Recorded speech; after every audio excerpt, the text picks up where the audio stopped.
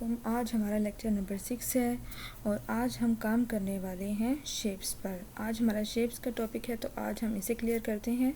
चलें जी स्टार्ट करते हैं। ये हमारे पास एक ह्यूज कलेक्शन है शेप्स की। इसमें इसे आप डिफरेंट तरह से यूज़ कर सकते हैं। यहाँ एरोज़ हैं, लाइंस हैं और डॉक्यूमेंट के लिहाज से आप जैसे चाहें इसे चेंज कर सकते हैं। आप इसमें के लिहाज से उन्हें पिक्चर की शेप जो है उसे भी चेंज कर सकते हैं। जैसे कि यहाँ से मैं लेती हूँ एक शेप, तो हम ड्रॉ करते हैं उस शेप को। ये देखिए जी, हमने ड्रॉ कर लिया है शेप को। अब हमारे पास शेप के फॉर्मेट जो हैं वो ओपन हो चुके हैं। यहाँ से आप मज़ीद जो शेप सेलेक्ट करना चाहते हैं वो शेप आप सेलेक्ट कर सकते हैं। जैसे कि मैं एक और शेप सेलेक्ट करती हूँ। ये देखें, ये हमारे पास दो शेप्स हैं। यहाँ से हम फिल शेप्स के थ्रू, एडिट शेप के थ्रू शेप जो है उसे चेंज कर सकते हैं। मज़ीद शेप्स जो हैं उनको ऐड कर सकते हैं। उसके बाद है एडिट पॉइंट्स जो है आप उनको एडिट कर सकते हैं, जो भी आप इसमें चेंज करना चाह रहे हैं। उसके बाद है आपके पास कलर्स।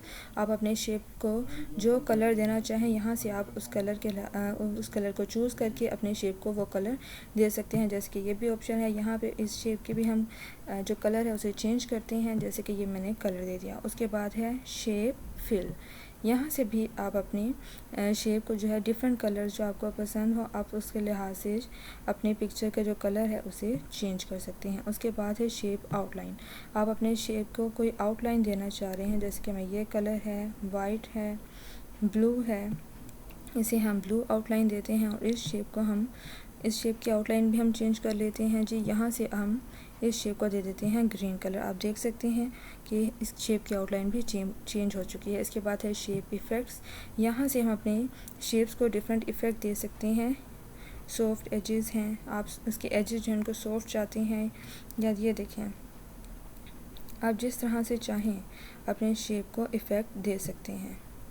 इसके लिए हमने इसका इफ़ेक्ट भी चेंज कर लेते हैं जी। यहाँ से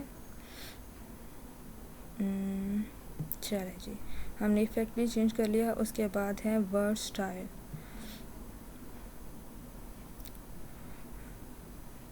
चले यहाँ से पहले हम टेक्स्ट बॉक्स जो है उसको ड्रा कर लेते हैं अपने शेप पर। ये देखिए, यहाँ आप जो टाइप करना चाहें वो कर सकते हैं।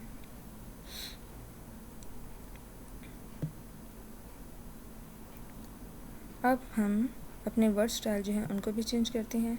यहाँ से जिस स्टाइल में अपने वर्ड्स आप जो आपने टेक्स्ट लिखा है उसको चेंज करना चाह रहे हैं उसे चेंज कर सकते हैं।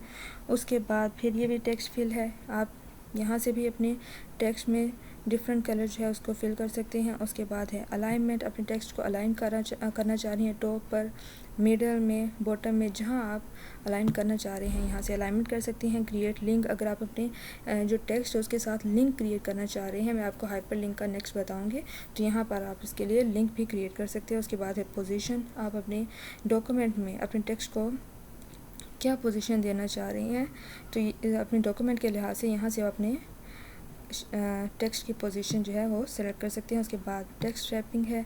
आप ये यहाँ से भी चेंजेस कर सकते हैं अपने डॉक्यूमेंट के लिहाज से, जहाँ आप अपने टेक्स्ट को आप उसे स्पेस देना चाह रहे हैं यहाँ से उसे चेंज कर सकते हैं। उसके बाद है ब्रिंग फॉरवर्ड। अगर आप कहीं इसको फॉरवर्ड करना चाह रहे हैं, ये देखें आप अपने जो टेक्स्ट है उसे बैक फॉरवर्ड करना चाह रहे हैं, फ्रंट पे लाना चाह रहे हैं या बैक पे लाना चाह रहे हैं, तो यहाँ से आप उसकी चेंजेस कर सकते हैं। Send backward. अगर अपने टेक्स्ट को बैक पे लेके जाना चाह रहे हैं तो यहाँ से बैक में भी अपने डॉक्यूमेंट के बैक पे अपने टेक्स्ट को लेके जा सकते हैं। Selection pen. यहाँ आप अपना सिलेक्शन पेन जो है चूज़ कर सकते हैं। हमारे पास हमारी शेप्स हैं, ये देखें, और यहाँ से भी आप इनको अपने टेक्स्ट को और अपने जो शेप्स हैं उनको चेंज कर सकते हैं, उनमें चेंजेस कर सकते हैं। अच्छा जी, उसके बाद है अलाइनमेंट। आप अपने ये देखें हम चूज़ करते हैं अपने टेक्स्ट को, और मैं आपको अलाइनमेंट समझा देती हूँ कि आप टेक्स्ट को लेफ़्ट अलाइन करना चाह रहे हैं, सेंटर अलाइन करना चाह रहे हैं, या जहाँ भी आप उसकी अलाइनमेंट करना चाहते हैं उसे चेंज कर सकते हैं। रोटेट करना चाहते हैं अपने पिक्चर को तो उसे रोटेट कर सकते हैं। अभी हमने टेक्स्ट चूज़ किया हुआ है इसलिए उसकी रोटेशन हो रही है। यहाँ से अब अपने पिक्चर का साइज़ जो है ये देखें, अभी क्योंकि हमने टेक्स्ट को चूज़ किया हुआ है इसलिए वहाँ पर अप्लाई हो रहा है। अगर मैं शेप पे सेलेक्ट करती हूँ, यहाँ से आप अपनी शेप का साइज़ जो है उसे कम या ज़्यादा कर सकते हैं। ये देखें, विड्थ और हाइट चेंज कर सकते हैं। ये है हमारे पास शेप की सारी सेटिंग्स। आप यहाँ से कोई भी शेप सेलेक्ट करके सारी सेटिंग्स जो है अपनी शेप पर अप्लाई कर सकते हैं। उम्मीद है कि आपको आज का लेक्चर भी क्लियर हो गया होगा।